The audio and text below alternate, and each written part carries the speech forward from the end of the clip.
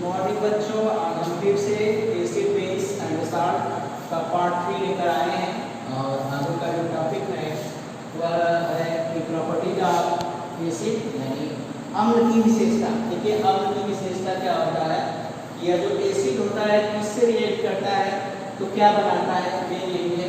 जैसे कि देख लीजिए इसकी जो विशेषता है 5 विशेषताएं हैं। पहली विशेषता है कि जब एसिड बेस से रिएक्ट करेगा तो साल्ट और वाटर बनाएगा, यानी जब अम्ल और क्षार आपस में क्रिया करेंगे तो लवण और जल बनाएंगे। दूसरी जो विशेषता है जब कोई एसिड किसी मेटल से रिएक्ट करेगा तो साल्ट बनाएगा और क्या बनेगा, हाइड्रोजन बनाएगा। मतलब अगर कोई अम्ल किसी धातु से क्रिया करता है तो लवण और हाइड्रोजन बनाता है। और जो तीसरी विशेषता है when acid react with metal oxide तो salt and water बनाता है, यानी अगर कोई अम्ल है किसी धातु ऑक्साइड के साथ क्रिया करता है तो लवण और जल बनाता है। और अगला है when acid react with metal carbonate then form of salt, carbon dioxide and water। मतलब जब कोई अम्ल किसी धातु कार्बोनेट के साथ क्रिया करता है तो लवण, कार्बन डाइऑक्साइड और जल बनाता है। और लास्ट है when acid react with metal sulfide then form of salt and hydrogen sulfide। मतलब जब कोई अम्ल है किसी धातु सल्फाइड के साथ क्रिया करेगा तो लवण और हाइड्रोजन सल्फाइड बनेगा। फिर से आते हैं हमारी जो पहली विशेषता है, जब कोई अम्ल क्षार के साथ क्रिया करता है तो लवण और जल बनाता है। कहने का मतलब यह है कि इसकी जो 5 विशेषता है उसमें से जो पहली विशेषता है वह यह है कि जब कोई एसिड किसी बेस के साथ रिएक्ट करेगा तो साल्ट और वाटर बनाएगा। और जब कोई अम्ल किसी क्षार के साथ क्रिया कराता है तो लवण और जल बनाता है। तो इस पूरी प्रक्रिया को कहते हैं न्यूट्रलाइजेशन रिएक्शन, यानी उदासीनीकरण अभिक्रिया। मतलब जब कोई अम्ल किसी क्षार के साथ अभिक्रिया करके लवण और जल बनाता है तो उसे कौन सी अभिक्रिया कहते हैं, उदासीनीकरण अभिक्रिया या न्यूट्रलाइजेशन रिएक्शन। फिर से ये देखते हैं, यहाँ पे हमने लिखा है हमारी पहली विशेषता क्या है, acid react with base then form of salt and water. कहने का मतलब अम्ल क्षार से क्रिया करके क्या बनाएगा, लवण और जल। बाय रिएक्शन देखिए क्या होता है, एसिड आप जानते हैं कि हमारा जो स्ट्रॉन्ग एसिड होता है AgCl होता है, HNO3 होता है, H2SO4 होता है, मतलब हाइड्रोक्लोरिक अम्ल, नाइट्रिक अम्ल और सल्फ्यूरिक अम्ल होता है। अब देखिए क्या करते हैं, यहाँ पे आपने लिखा है when एसिड, सबसे पहले हमें एसिड मतलब Cl के साथ किससे क्रिया कराया, सोडियम हाइड्रोक्साइड के साथ। सोडियम हाइड्रोक्साइड से जब रिएक्ट कराया तब देखिए यहाँ क्या होता है कि यहाँ पे Cl के साथ रिएक्ट हो गया, यानी हो गया NaCl। और यहाँ पे एक H, यहाँ पे एक H, यहाँ पे HH, 2H यानी H2 और बचा क्या O, यानी आपका जब हाइड्रोक्लोरिक एसिड सोडियम हाइड्रोक्साइड के साथ रिएक्ट करता है तो सोडियम क्लोराइड और क्या बनाता है, जल बनाता है।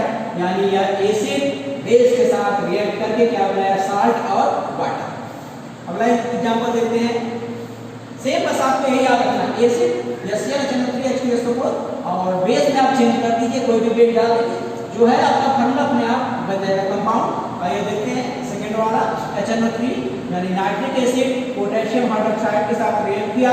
अब यहाँ से देखिए यह KNO3 के साथ रिएक्ट कर दिया, यानी क्या बन गया, KNO3। और उसके बाद यह क्या हो गया, यह आपका हो गया HH, 2H यानी H2 और बीच में क्या बना O, यानी यहाँ पे HNO3 एक एसिड है और KOH एक बेस है, KNO3 एक साल्ट यानी लवण है और H2O जल यानी वाटर है। यानी नाइट्रिक एसिड पोटेशियम हाइड्रोक्साइड के साथ रिएक्ट करके पोटेशियम नाइट्रेट और जल बनाया। तो अर्थात यह कौन सी क्रिया है, सब न्यूट्रलाइजेशन क्रिया है।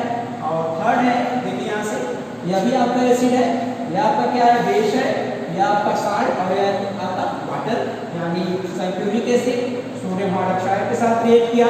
देखिए यहाँ पे सोडियम हाइड्रोक्साइड का फार्मूला था सोडियम हाइड्रोक्साइड यानी एसिड रिएक्ट विद बेस। अब देखिए यहाँ पे क्या बना, यहाँ पे जब भी हम Na का SO4 के साथ अब क्रिया कराते हैं तो Na की वैलेंसी कितनी होती है, 1 होती है और SO4 की वैलेंसी कितनी होती है, 2। अब इसकी वैलेंसी 1 है, इसकी वैलेंसी 2। आपको मालूम होना चाहिए कि दोनों की वैलेंसी सेम होनी चाहिए, इसलिए यहाँ पे 1 की जगह क्या होना चाहिए 2। इस 2 को लाने के लिए हम यहाँ आगे क्या लिख देते हैं 2, वैलेंसी को पूरा करने के लिए। अब इसकी वैलेंसी 2 हो गई, इसकी वैलेंसी 2। अब यहाँ आसानी से इसे रिएक्ट कर सकता है। अब देखिए यहाँ पे क्या हो गया 2 Na को क्या लिख सकते हैं Na2, और यहाँ क्या हो गया SO4। अब देखिए क्या बचा, यहाँ पे बचा आपका 2H इधर से और 2H इधर से, यानी 4H को क्या लिख सकते हैं 2H2 और 2O, और यहाँ पे क्या हो गया 2O, यानी फार्मूला होगा H2SO4 plus 2NaOH equal to क्या होगा Na2SO4 प्लस H2O। इसका मतलब when acid react with base then form of salt and water, और इस पूरे तीनों रिएक्शन को क्या कहते हैं न्यूट्रलाइजेशन रिएक्शन, या फिर कह सकते हैं उदासीनीकरण अक्रिया। फिर से देखिए यहाँ पे तीनों भाग जो है अम्ल है, और यहाँ पे तीनों भाग क्या है क्षार है। तीनों भाग एसिड, तीनों भाग बेस। एसिड बेस से रिएक्ट किया, यह पूरा भाग आपका साल्ट बनाया, और यह क्या बनाया वाटर बनाया, यानी acid react with base then form of salt and water, अम्ल क्षार से अक्रिया करके लवण और क्या बनाया जल बनाया। और इस पूरे प्रोसेस को क्या कहते हैं न्यूट्रलाइजेशन रिएक्शन, या क्या कहते हैं उदासीनीकरण अक्रिया।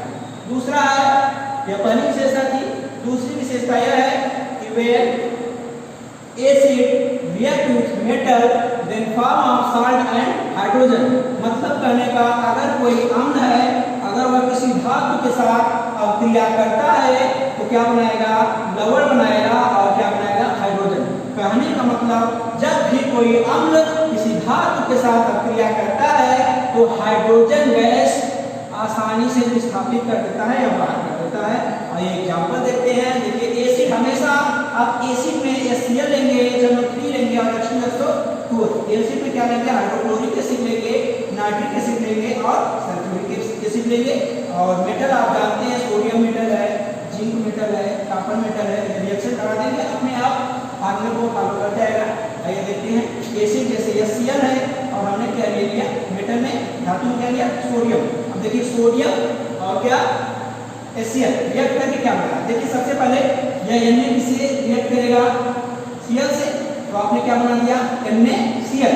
उसके बाद बचा क्या एक H को आप क्या लिखते हैं H, लेकिन याद रखिए हाइड्रोजन यह एक प्रकार की गैस है, और गैस कभी सिंपल नहीं होता, वहाँ पे 2 होता है, और हाइड्रोजन एक गैस है, यहाँ पे 2 है। इसका मतलब इस पूरे फंक्शन में 2 से आगे मल्टीप्लाई कर देंगे तब जाके 2 हो जाएगा। अब आइए देखते हैं बैलेंस देखते हैं, यहाँ देखिए 2H तो हो गया, लेकिन यहाँ देखिए 2Cl हो गया, और यहाँ पे 1 Cl है, तो इसको बैलेंस करने के लिए यहाँ पे 2 कर देंगे। अब यहाँ से 2 Na हो जाएगा, इसको 2 Na को बैलेंस करने के लिए यहाँ पे क्या कर देंगे 2 Na, यानी where 2HCl react with 2 Na then form of 2 NaCl plus CH2, यानी हाइड्रोक्लोरिक एसिड सोडियम यानी किसी धातु के साथ अक्रिया करके क्या बनाया लवण बनाया, और लवण के साथ साथ क्या किया हाइड्रोजन गैस विस्थापित यानी बाहर कर दिया। दूसरा ये देखते हैं, फिर से वही एसिड रिएक्ट विद मेटल। दूसरा हमने एसिड ले लिया, मान लीजिए कि नाइट्रिक अम्ल को जिंक मेटल के साथ अक्रिया करा दिया। अब देखिए यहाँ पे जिंक किसके साथ रिएक्ट करेगा NO3 की। हम आपको बता दें कि जिंक की वैलेंसी 2 होती है, NO3 की वैलेंसी 1। याद रखिए वैलेंसी हमेशा बराबर होनी चाहिए, यह 2 है तो यह भी 2 होनी चाहिए। अब देखिए यहाँ पे इसकी वैलेंसी 1 है, वैलेंसी को बराबर करने के लिए आप यहाँ 2 से मल्टीप्लाई कर देंगे। अब देखिए क्या होगा जिंक किससे रिएक्ट करेगा NO3 से, यह सब हटा देंगे तो यहाँ क्या होगा Zn, और NO3 कितनी बार आया 2 बार, तो आप कर सकते हैं NO3 का ट्वाइस। अब देखिए बचा क्या आपका 2H बचा, 2H को आप क्या लिख सकते हैं H2, यानी नाइट्रिक एसिड जिंक मेटल के साथ रिएक्ट करके जिंक नाइट्रेट प्लस हाइड्रोजन बनाया। इसको हम सिंपली कह सकते हैं कि acid react with metal then form of salt and hydrogen. Third आपका एसिड है सल्फ्यूरिक एसिड, और किससे रिएक्ट किया मेटल में हमने मान लिया कॉपर है। देखिए इसकी वैलेंसी भी 2, इसकी भी वैलेंसी 2 है, यानी कुछ करने की जरूरत नहीं है, यह इसके साथ जुड़ जाएगा, यानी मेरा CuSO4, और यहाँ बचा क्या H2 यानी CuSO4 प्लस H2। अब यहाँ से देखिए सभी का सभी आपका फार्मूला फॉलो कर गया, यानी acid react with metal then form salt and hydrogen. यहाँ देखिए एसिड 3 प्रकार के हैं HCl नाइट्रिक एसिड और H2SO4 H2SO4 मेटल हमने एक बार सोडियम से क्रिया करा है, एक बार जिंक से, एक बार कॉपर से। हमेशा देखिए यहाँ पे पहला वाला भाग साल्ट बना, चाहे वह सोडियम क्लोराइड हो, जिंक नाइट्रेट हो या फिर कॉपर सल्फेट, और हाइड्रोजन गैस तीनों में आसानी से क्या हो गया, बाहर हो गया। मतलब एसिड जब भी मेटल से रिएक्ट करेगा तो हमेशा साल्ट एंड हाइड्रोजन गैस बनाएगा। मतलब अगर अम्ल किसी धातु से क्रिया करेगा तो हमेशा लवण के साथ क्या बनाएगा, हाइड्रोजन गैस। आइए तीसरी विशेषता देखते हैं। हमारी तीसरी विशेषता जो है वह यह है, when acid react with metal oxide, यानी जब कोई अम्ल मेटल ऑक्साइड के साथ क्रिया करेगा या रिएक्ट करेगा तो क्या बनाएगा, साल्ट एंड वाटर, यानी लवण और क्या बनाएगा, जल। जब भी कोई अम्ल किसी धातु ऑक्साइड के साथ क्रिया करेगा तो हमेशा लवण और जल को बनाएगा। आइए एग्जांपल देखते हैं। फिर से हमने अम्ल यानी एसिड में फिर से वही तीनों ले लिया, हाइड्रोक्लोरिक एसिड, नाइट्रिक एसिड और सल्फ्यूरिक एसिड। और यहाँ पे देखिए एसिड ले लिया, यहाँ पे धातु पर क्या होता है, Na, और ऑक्साइड, जहाँ पर भी ऑक्साइड है इसका मतलब O के साथ जुड़ेगा। ऑक्साइड, धातु ऑक्साइड, मेटल ऑक्साइड, मेटल मतलब एक मेटल होगा और उसके साथ कौन सा कंपाउंड होगा, ऑक्साइड। यहाँ देखिए धातु ऑक्साइड, धातु में हमने सोडियम लिया और ऑक्साइड को, इसको बैलेंस करने के लिए इसका फार्मूला क्या बनेगा, Na2O।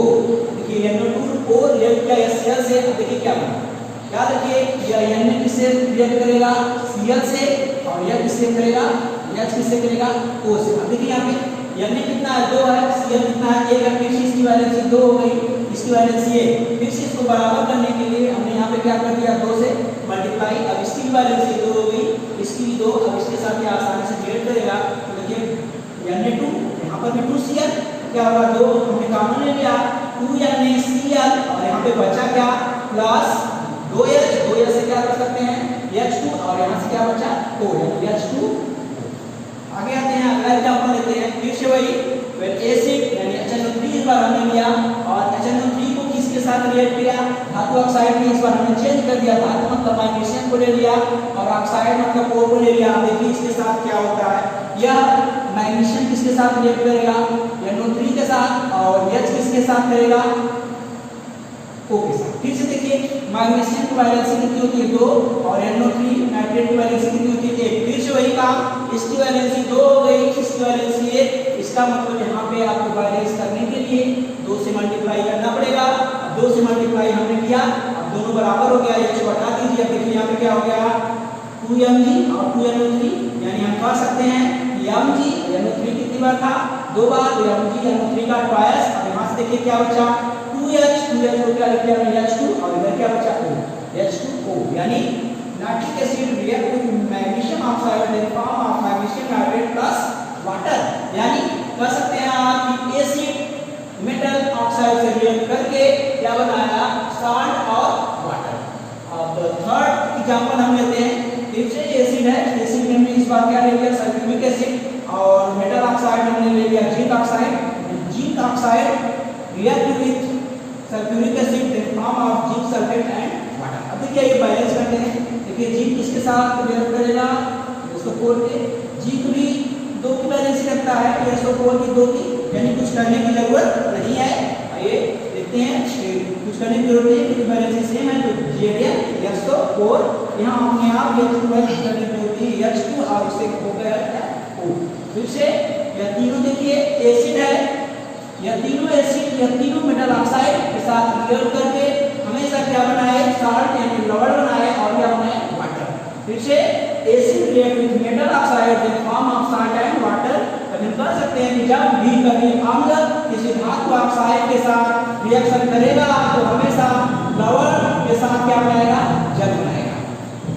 आगे आते हैं, चौथा विशेषता जो है यह है कि अगर acid react with metal carbonate then form of salt, carbon dioxide and water. फिर से अगर अम्ल किसी धातु कार्बोनेट, इस बार क्या आ गया, कार्बोनेट, पहले क्या था, धातु ऑक्साइड था, इस बार क्या आ गया, धातु कार्बोनेट। जब भी कभी अम्ल किसी धातु कार्बोनेट के साथ क्रिया करेगा तो हमेशा क्या बनाएगा, लवण बनाएगा, कार्बन डाइऑक्साइड बनाएगा, और क्या बनाएगा, जल बनाएगा। आइए देखते हैं। सबसे पहले फिर से एग्जांपल लेते हैं, HCl HNO3 H2SO4, sulphuric acid लेंगे, नाइट्रिक एसिड और हाइड्रोक्लोरिक एसिड को एक एक करके पहले हमने एसिड या Cl को लिया और धातु कार्बोनेट, धातु मतलब Na, और कार्बोनेट का फार्मूला होता है CO3 यानी Na2CO3। देखिए Na2CO3 के साथ रिएक्ट करेंगे तो पक्का है कि Na किसके साथ रिएक्ट होगा, Cl के साथ। फिर से देखिए यहाँ पे Na की वैलेंसी 2 है और Cl की वैलेंसी 1 है। इसको इक्वल करने के लिए पूरे फंक्शन में किससे मल्टीप्लाई करेंगे, 2 से। इसकी भी वैलेंसी 2 हो गई और यह इसके साथ रिएक्ट करेगा तो होगा 2 NaCl। अब आपके पास क्या बचा, CO3 बचा और 2H बचा। अब देखिए CO3 में से हमने CO2 निकाल दिया, अभी भी CO3 निकालेंगे तो एक O बचेगा, एक O और 2H, एक O और 2H से आपका क्या होगा H2O। अगला देखते हैं nitric acid react with magnesium carbonate. अब यह मैग्नीशियम किसके साथ रिएक्ट करेगा, NO3 के साथ। फिर से देखिए मैग्नीशियम की वैलेंसी कितनी है, 2, NO3 की वैलेंसी 1। फिर से 2 को 1 के बराबर करने के लिए 2 से क्या करेंगे, आगे मल्टीप्लाई कर देंगे। अब दोनों की वैलेंसी सेम है, आसानी से रिएक्ट कर जाएगा। अब देखिए क्या होगा, Mg और ये NO3 कितनी बार है, 2 बार, Mg3 NO3 2 बार है, तो NO3 ट्वाइस। अब प्लस इस CO3 में से हमने CO2 हटा दिया, अभी भी O यहाँ से बचा और 2H यहाँ से, फिर से क्या हो जाएगा H2O। यानी कि जब भी कोई नाइट्रिक एसिड मैग्नीशियम कार्बोनेट के साथ रिएक्ट करेगा तो मैग्नीशियम नाइट्रेट कार्बन डाइऑक्साइड और क्या बनाएगा, वाटर बनाएगा। फिर से हम कर सकते हैं एसिड जब भी किसी मेटल कार्बोनेट के साथ रिएक्ट करेगा तो salt, carbon dioxide and water को बनाएगा। अगला एग्जांपल लेते हैं कि सल्फ्यूरिक एसिड पोटेशियम कार्बोनेट के साथ रिएक्ट करके पोटेशियम सल्फेट, कार्बन डाइऑक्साइड और जल बनाएगा। यानी सल्फ्यूरिक एसिड एक एसिड है, एसिड को हमने किसके साथ किया, मेटल कार्बोनेट के साथ रिएक्ट किया तो यहाँ पे पोटेशियम किसके साथ तैयार करेगा, SO4 के साथ। इसकी भी वैलेंसी 2, इसकी भी वैलेंसी 2, कुछ करने की जरूरत नहीं है। अब यहाँ पे क्या हो जाएगा K2SO4 और प्लस इस देखिए CO3 में से CO2 बाहर निकल गया, अभी भी एक O बचा और 2H यहाँ से, तो फिर से क्या हो जाएगा H2O। क्लियर हो गया। यानी जब भी कभी कोई एसिड मेटल कार्बोनेट के साथ रिएक्ट करेगा तो हमेशा साल्ट, कार्बन डाइऑक्साइड और जल बनाएगा। अम्ल जब भी किसी धातु कार्बोनेट के साथ क्रिया करेगा तो वह लवण, कार्बन डाइऑक्साइड और जल बनाएगा। और पांचवा जो हमारा विशेषता है वह यह है कि जब भी कोई एसिड किसी मेटल सल्फाइड के साथ रिएक्शन करेगा तो वह साल्ट और हाइड्रोजन सल्फाइड बनाएगा। फिर से जब भी कोई अम्ल है या धातु सल्फाइड के साथ रिएक्शन करेगा तो वह क्या बनाएगा, लवण प्लस हाइड्रोजन सल्फाइड। आप तीनों बार, एक बार HCl लेंगे, एक बार HNO3 लेंगे और एक बार H2SO4 को इसके साथ कराएंगे मेटल सल्फाइड यानी Na2S, यहाँ पे कर सकते हैं K2S और यहाँ पे कर सकते हैं MgS। आगे रिएक्शन करके आप हमको बताएंगे कि आगे क्या बनेगा। याद रखिए जब भी बनेगा एक तो लवण बनेगा और दूसरा क्या बनेगा, H2S बनेगा। यह हमारी जो एसिड है उसकी प्रॉपर्टीज है। यह पांचों प्रॉपर्टीज आप लोग अच्छे से ध्यान से इसको लर्न कर लेंगे और यहीं से आपका क्वेश्चन आता है। क्यों ऐसा क्वेश्चन आता है, क्वेश्चन कुछ ऐसे बनता है कि क्या होता है जब कोई अम्ल किसी क्षार के साथ रिएक्ट करता है, या फिर ऐसा करेगा कि एसिड बेस के साथ रिएक्ट करके क्या बनाता है, ऐसा। या फिर ऐसे कर सकता है कि acid react with metal then form of क्या, आपको ये बताना। तो यह सब टॉपिक इंपॉर्टेंट है, सभी को आप लोग अच्छे से